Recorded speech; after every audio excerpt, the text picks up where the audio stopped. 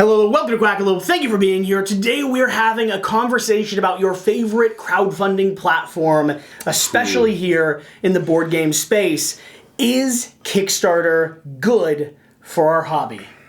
I'm joined here with Wes Todd, the Mingo, Howdy, and Brian from Game Brigade. Yeah. You want to tell the people who you are? My name's Brian. I talk Kickstarter and I also talk board game lifestyles. Wes Todd, you want to tell people who you are? I am Wes Todd Domingo. I enjoy buying things from Kickstarter and being here on the channel. I'm Quackalope, which has a insane Kickstarter habit. I've went through the cycle of buying, regretting, stopping buying, and rebuying multiple times. Yeah. We'll talk about that habit in a second.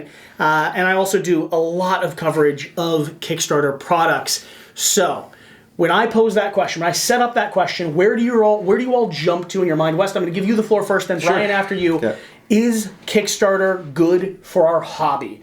We want to have a conversation with you all as well, so please leave comments down below. Let us know where we're right, wrong, what the nuance to this that we're missing is.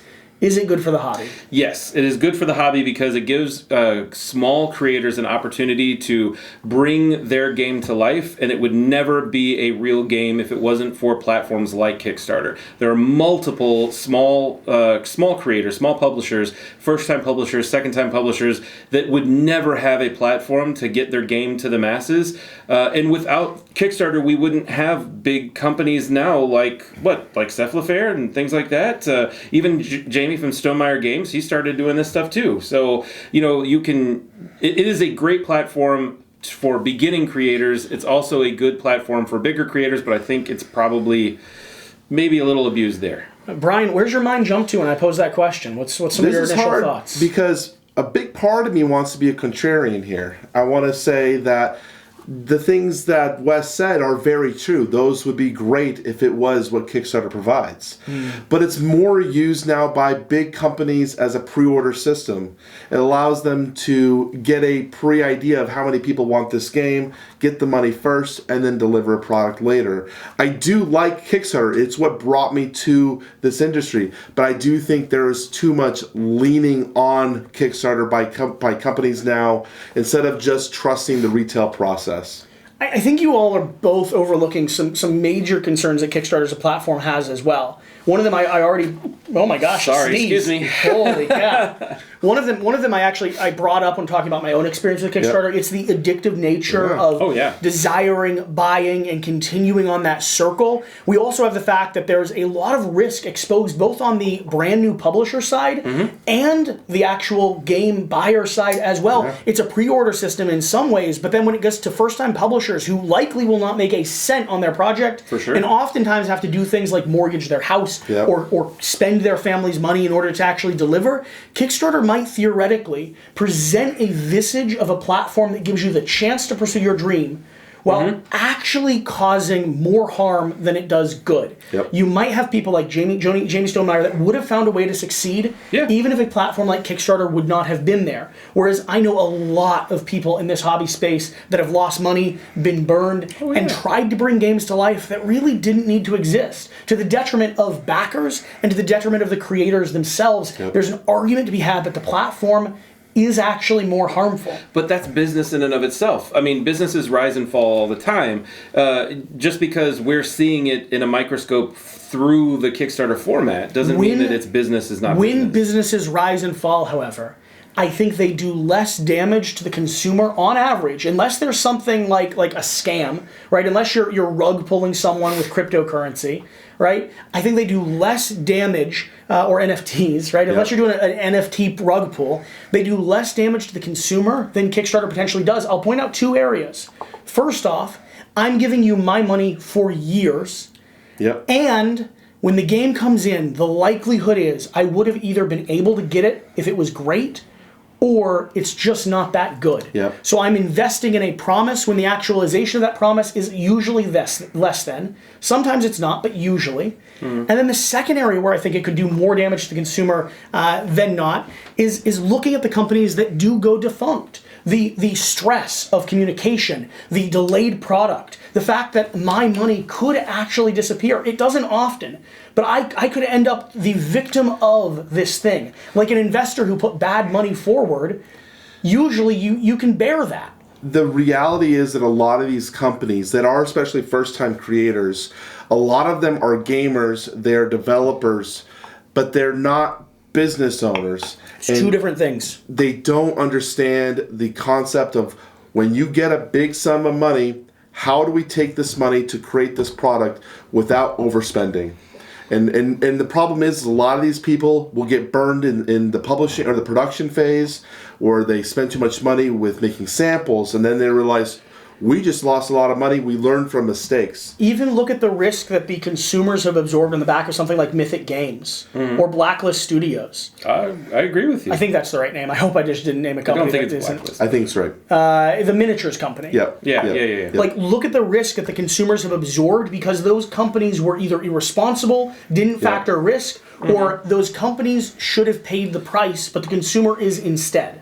So should any business that does bad things, or not bad things, but maybe it doesn't handle their finances well, you're saying that business in and of itself is bad because some people mismanage things. It's not that business in and of itself is bad. And you're speaking it's that Kickstarter is bad. It's because it allows these companies to it's exist. that the harm in Kickstarter may potentially be greater to a larger number of people than the benefit is. I disagree, and here's why I disagree.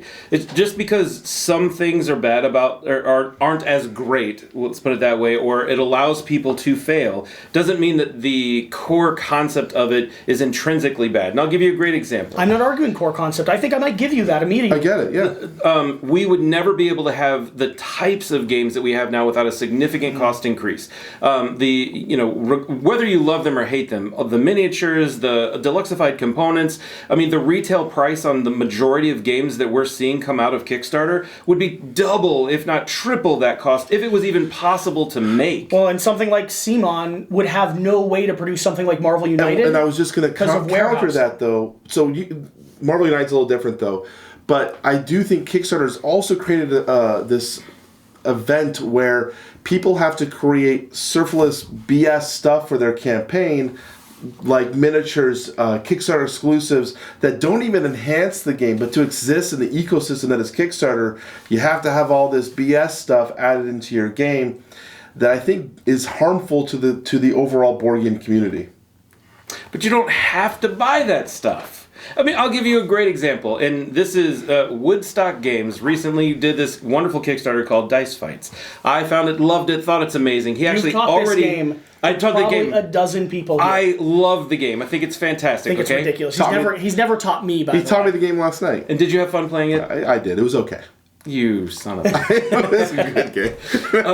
But the reason I'm bringing him up is because he already produced the game, right? Yep. He was like, man, I don't know what to do with this. I've got all these copies coming in. What should I do? And I said, well, have you ever thought about doing a Kickstarter? Because his company has a new game that he wants to produce later. And I said, it's always great if you go through the Kickstarter process once with a game that you've already got basically here. If you sell 100, who cares? The dude ended up selling almost 500 copies of his game. Now, granted, he sold them for $10 less than he has them available for on his web store right now. You could literally purchase the game right now on his web store. I think it's pre-order right now because he sold so many. But he also included handmade dice towers. He included mats and also a ridiculous wooden box that has 2 copies of the game, 4 play mats. Did you back one of those? I did. And you were one of the 500? Yeah, it's almost $600. But we're not talking about what I did because I also was promised to get the number 1 box because I backed within like the first 5 seconds of the campaign or something. But I wanted to support the guy because he's done an amazing job, and I also love the game. I mean, I've literally played that game so many times at this point, and I won't stop talking about it because I think it's amazing. But in that particular case, he's going to be fine, and he would never have had the opportunity to really push the game like he has through any other platform. Wes, I'm not going to challenge you that Kickstarter creates an environment for creators to make a dream come true. Sure. Mm-hmm. I think what you are saying is that, and that's what we want it to be. Yeah. In an idyllic society, that is great. But the problem is that there are too many publishers and creators out there who abuse the system, who don't take it as seriously as they could, and they are potentially throwing backers' money around loosely. Let me drop in here with a quack. I know I've been talking a bit more about the negatives. Mm-hmm. But you're talking about some of the companies that I think... And of course, I'm not everyone. You're talking about some of the companies that I think genuinely have done some of the best products in our industry on the back of a Kickstarter, pre-order system, right? Yeah. Look at games like Kingdom Death, for instance, which has ran and will run and is delayed, I know, but still, that product would never exist. Nope. The biggest villain of them all, right? Simon. Okay. The company that everyone screams, the whole community's out there saying, how dare they run another Kickstarter? They just don't need it. The reality is, from behind the scenes, if you want the game that Simon produces, a game that is a life worth of, like a lifestyle game in and of itself, 28 boxes, piles of miniatures, tons of cool things to collect, IPs where they have went in and found the nuanced detail of every character and really brought that forth.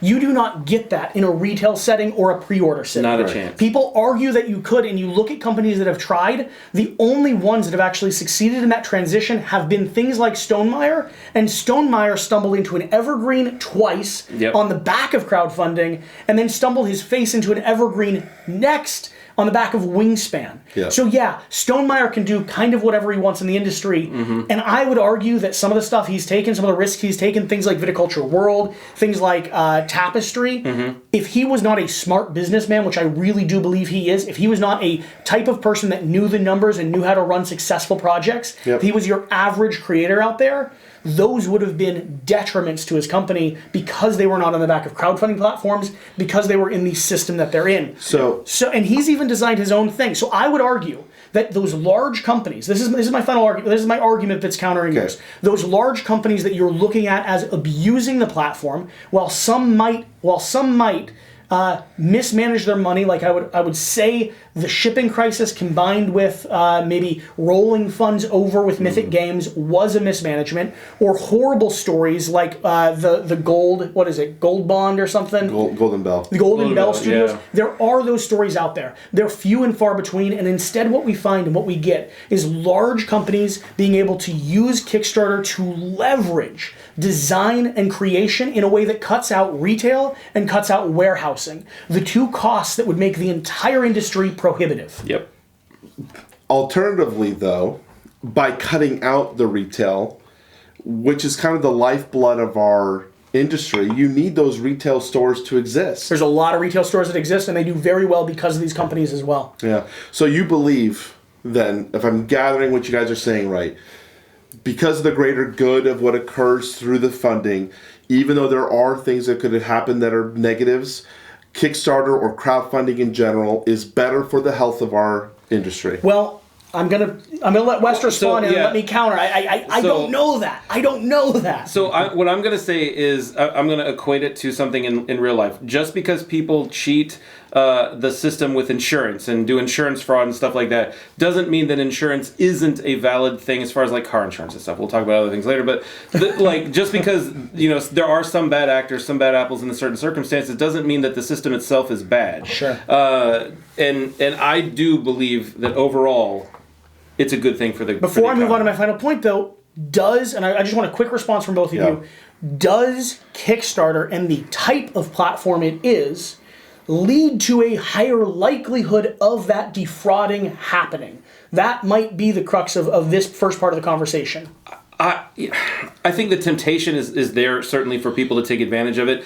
I do, however, believe that if you look at the number of Kickstarter campaigns that actually go through, we talk about the 1% that don't. But the vast majority of Kickstarter campaigns that go through, the person on the other end, the backer, is actually getting that game. Yeah. I like to think, in general, and this is a theological conversation. I think people generally are good at heart. Mm-hmm. I think most creators are trying to provide a product. When you asked your question, though, the platform and the way Kickstarter works does not protect the backer, because they tell you, we're just a middleman. You're giving your money to someone with the hopes that they're going to create something. Now, if someone does screw you over, just to give Kickstarter a bit of due diligence, they will not let that company run another campaign. They will close the door.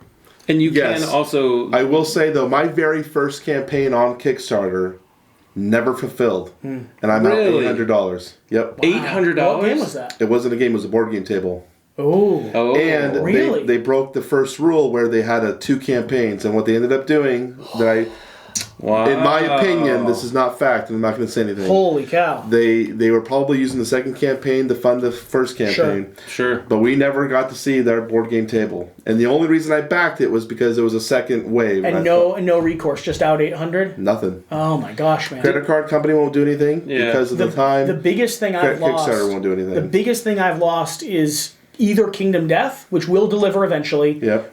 I've lost time though on that. Yep. Or about a $15 game that was ruined because of Golden Bell. So Yeah. I'm not out that though. I've backed quite a few things, and I've never gotten burned yet. And I backed stuff that's not even all games. I backed other stuff on Kickstarter too. So, off of that first half of the conversation, because I don't want to move the conversation and redirect it a little bit, because there's another thing we need to talk about.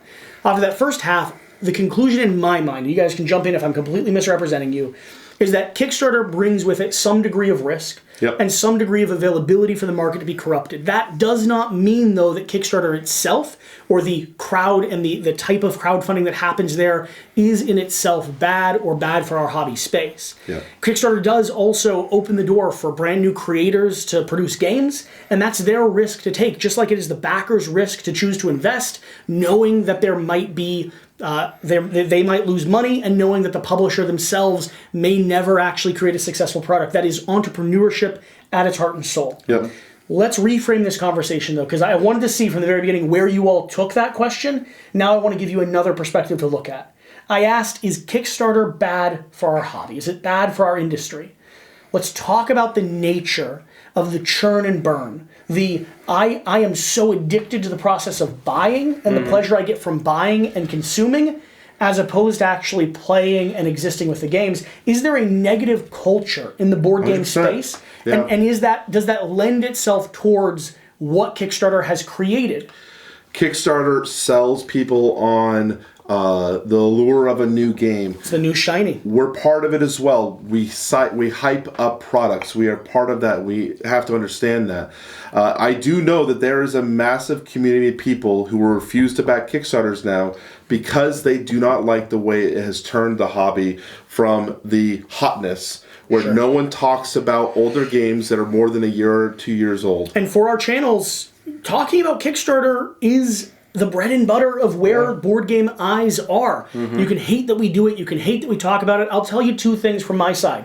One, it is how you run a good YouTube channel in the board game space that allows you to actually exist as a career. And 2, Quackalope says no to so many people. Oh my God. We say no to new people. We say no to games that we don't like. And there have been moments where we've had games in hand that had contracts attached to them. Because we do sponsored preview videos, we do sponsored gameplays, and we have turned down both that game and that money for the sake of the audience we talk with. Yeah. We try to curate what we bring you so that we can at least argue as to why you might, as a consumer, be interested in it. We are still part of that problem, though. Yeah. Wes, thoughts on this, on the culture of the gamer itself? So I, like Jesse, have gone through that cycle of back everything, and then stop backing stuff for a while, and then start backing again. Describe that cycle more. Talk about how that feels, like what that that cycle is like. It's amazing, because the very first time you discover board game Kickstarter, you're like, there's amazing games out here, and you just literally, you back everything. I backed some really stupid games. Like, I should never have backed certain games that I did, but I was just excited to have this opportunity. And then you realize, after you've backed stuff for probably about 8 to 9 months, and you're several $1,000s in, and you went, huh, and I have absolutely nothing to show for it because none of it showed up yet. So then you're like, okay, I'm just gonna hold off a little bit here. I've got a little overhand, but now I'm still watching the information, and if something comes up that's really exciting, I'm still probably gonna back it. But then you start receiving those Kickstarter things, and you're like, hey, this is really cool. I should back more stuff, so I keep getting these things coming into me.